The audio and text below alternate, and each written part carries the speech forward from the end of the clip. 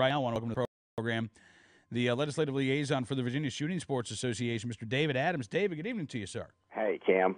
Hey, listen, really pleased that you could come on the show tonight. You know, next Tuesday is Election Day, not only in Virginia but in New Jersey as well, in a lot of municipal elections around the country.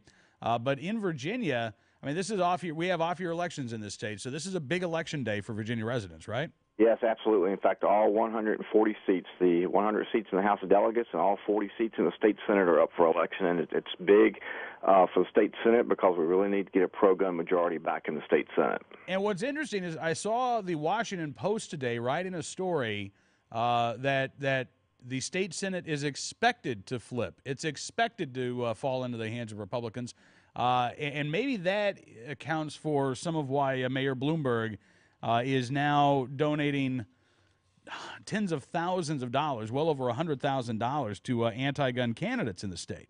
Yeah, he's gone into areas that he thinks he'll be able to win based on past voting history in Northern Virginia and one race down in Tidewater.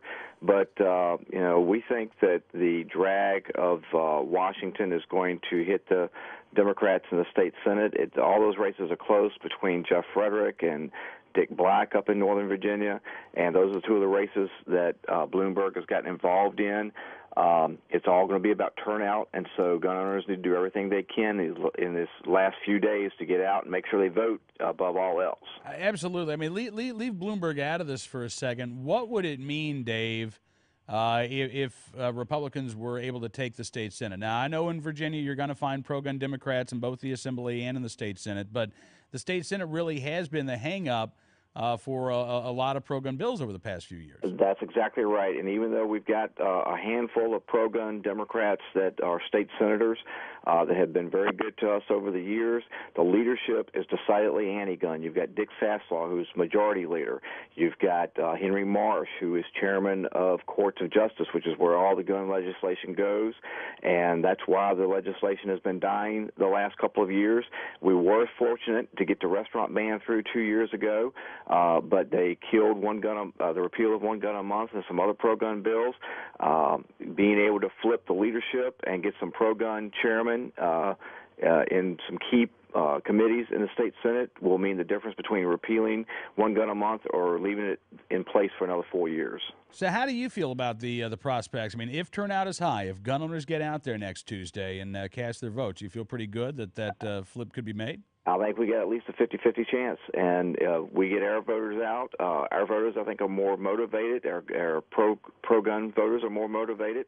I think that, I have to say this again, we're a nonpartisan organization just like the NRA, but I think that Republicans are more motivated to get out than what the Democrats are right now, and that could be a difference.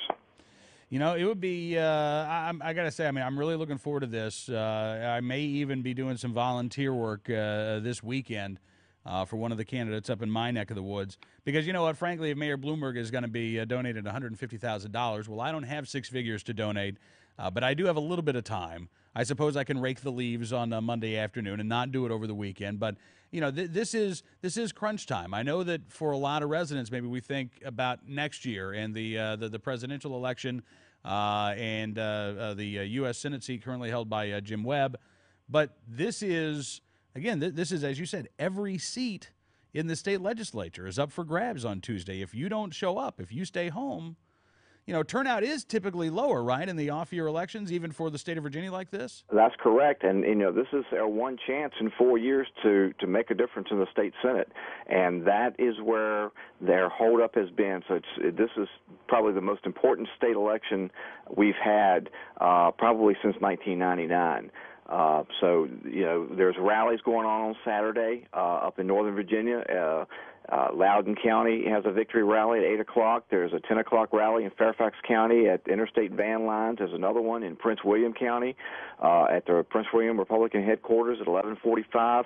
And there's 3 Senate candidates that are endorsed by the NRA and VSSA in all 3 of those areas. So they can go on to the VSSA blog and find out the locations and turn out and help to spur on, get out the vote on Saturday. All right. Well, listen, Dave, glad you can be with us tonight, sir. And we'll have to check in with you on Tuesday night as the election results come in. Sounds good. All right. Thank you so much. David Adams, the legislative liaison for the Virginia Shooting Sports Association. And if you go, by the way, to nrapvf.org,